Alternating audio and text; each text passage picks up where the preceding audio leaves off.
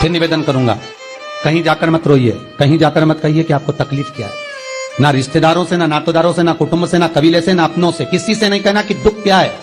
बस इतना करना कि किसी मंदिर में अगर पूजन करने जा रहे हो, आप जिस पाठ को कर रहे हो, जो पाठ आप करते हो, हमें ये भी नहीं कहना कि तुम शंकर का पाठ करो, हम तो ये भी नहीं कहेंगे कि शिव कवच करो, हम ये भी नहीं कहेंगे कि तुम हम बताएं वाला पाठ करो। तुम तो जो पाठ करते हो, तुम जो स्मरण करते हो, जो तुम मंत्र जाप करते हो, जो तुम नाम जाप करते हो, तुम्हारी मर्जी, तुम जो जपते हो, बस उस जप के समय पर कटोरी में, गिलास में, तांबे के पात्र में, पंचपात्र में जल हो और उस जल का आचमन, उस जल का सींचन दुकान पर, घर पर रोज करना प्रारंभ कर दो। आधे से ज्यादा तुम्हारी तकलीफ, आधे से ज्यादा तुम्हारा कर्जा, आधे से ज्यादा तुम्हारा दुख तो भगवान यूं ही समाप्त कर देगा। यूं ही।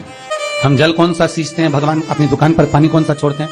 अपने घर पर जल कौन सा सींचते हैं? जब मटके में से भरकर लिया है, कुंड में से भरकर लिया है, अपने घर में नल में से भरकर लिया है और वो पानी लाने के बाद में अपन सब दूर छिट दिया। अपन वो वाला पानी कभी नहीं छिटते जो रखा है, जो आराधना के लिए रखा है, साधना के लिए रखा है, जो भगवत स्मरण के लिए रखा है, हमने वो नहीं छीटा। हम तो भरकर लाए और छीट दिए। अरे भाई, बहुत दुख है, बहुत तकलीफ है, बहुत कष्ट है, कहीं मत भटको। जिससे तुम्हारी अच्छी पटे उसका स्मरण कर कर, उसका भजन कर कर, उसका कीर्तन कर कर, उसका नाम जाप कर कर। हम तो ये भी कहते हैं कि तुम जो भजन कर सकते हो, तुम जो स्मरण कर सकते हो, तुम्हारी चित्तवृत्ति में जो आता हो तुम वो करना। हम भी बताएं तो भी मत करना। तुम्हें अच्छा लगे तो करो, नहीं लगे तो तुम जो कर रहे हो बहुत अच्छा करो, तुम उसको जप।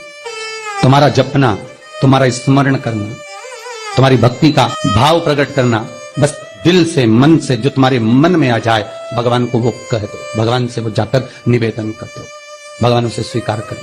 तो शास्त्र कहता है कि जिस दिन आपका व्रत है उस दिन एक काम जरूर करना कि भगवान का मंत्र जाप कर कर, भगवान का स्मरण कर कर, कटोरी में जल लेकर, पात्र में जो जल रखा हो, पूजन पाठ करते समय, स्मरण करते समय वो जल का पान अवश्य करें।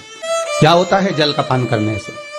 शिव महापुराण की कथा कहती है, चाहे आप हनुमान चालीसा पढ़ें, चाहे आप राम रक्षा स्तोत्र पढ़ें, चाहे आप देवी कवच करें, चाहे आपकी मर्जी पड़े, जो पाठ पूजन करें, बस एक निवेदन है, पूजन पाठ करते समय एक कटोरी में, तांबे के कलश में, एक गिलास में जल अपने नजदीक में जरूर रखें। क्या होगा उससे? आप जितना पाठ करेंगे, आप जितना पूजन कर रहे हैं, आप जितनी आराधना कर रहे हैं, आप जितनी साधना कर रहे हैं, आप जितना तप कर रहे हैं, आप जितना हनुमान चालीसा, दुर्गा चालीसा, राम रक्षा स्तोत्र, यमुना अष्टक, गोवर्धन चालीसा, जो भी आप जप रहे हैं, जो भी आप सर्वोत्तम जी का पाठ करें, आप जिस भी पाठ को कर रहे हैं, उस पाठ को करते समय अगर जल तुम्हारे पास में रखा हुआ है तो तुमने जब पाठ किया तो उसका जो तात्विक अंश है वो जल के अंदर जाएगा और वो जल जब हम ग्रहण करेंगे तो हमारा जीवन आनंदित हो जाए। पहले के संतों को उठाकर देखिए, पहले के साधुओं को उठाकर देखिए, पहले के तपस्वियों को उठाकर देखिए। साधु, सन्यासी, तपस्वी जहां पर तप करते थे उनके पास में कमंडल में जल रखा रहता, उनके कमंडल में जल होता था।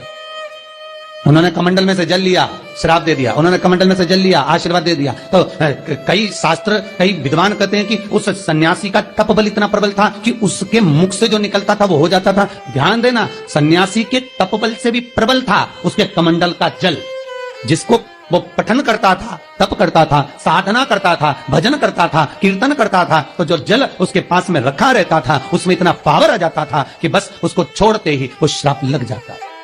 किसी मंदिर में जाएं, किसी देवालय में जाएं, किसी तीर्थ में जाएं, उस मंदिर का जल, तीर्थ, उस मंदिर का कुंड का आनंद भाव लिया जाए। भाई, भारत की भूमि पर जितने मंदिर हैं, भारत की भूमि पर जितने तीर्थ हैं, सारी नदियां, कुंड, तालाब, छोटे छोटे सरोवर, बावड़ियां, ये सब मंदिर के पास में ही क्यों बनवाए गए? उसका कारण केवल इतना है। और क्यों इतने पवित्र होते हैं? क्योंकि वहां भजन करने वाला, वहां साधना करने वाला, वहां स्मरण करने वाला, वहां कीर्तन करने वाला, वहां मंत्र जाप करने वाला, वहां नाम जाप करने वाला जब जप करता है, साधना करता है, पाठ करता है, तो उसका तेज पुंज उस जल में चला जाता है। उस जल का पावर इतना प्रबल होता है कि जीव अपने आप कल्याण हो जाता है। मात्र स्नान से, मात्र पूजन से, मात्र तर्पण से, मात्र आचमन से। शिव महापुराण तो यहां तक कहती है कि आप शंकर भगवान को जल चढ़ाएं, थोड़ा सा जल पात्र में रख लें। जहां पूजन कर रहे हैं, जब थाली से पूजन, पहले सबसे पहले तो जल ही चढ़ाओगे ना, जल चढ़ाने के बाद उस पात्र को रख लें, थोड़ा सा पानी उसमें बचा लें, 2-4 बूंद, 8 बूंद, 15 बूंद, 20 बूंद, 1 किलो, थोड़ा सा। भगवान शिव की आराधना करी, आपने दिया बत्ती करा, पूजन करा, आराधना करी, मंत्र जाप करा, घंटी का नाद करा, और भी लोग आए उन्होंने भी भगवान का नाम लिया।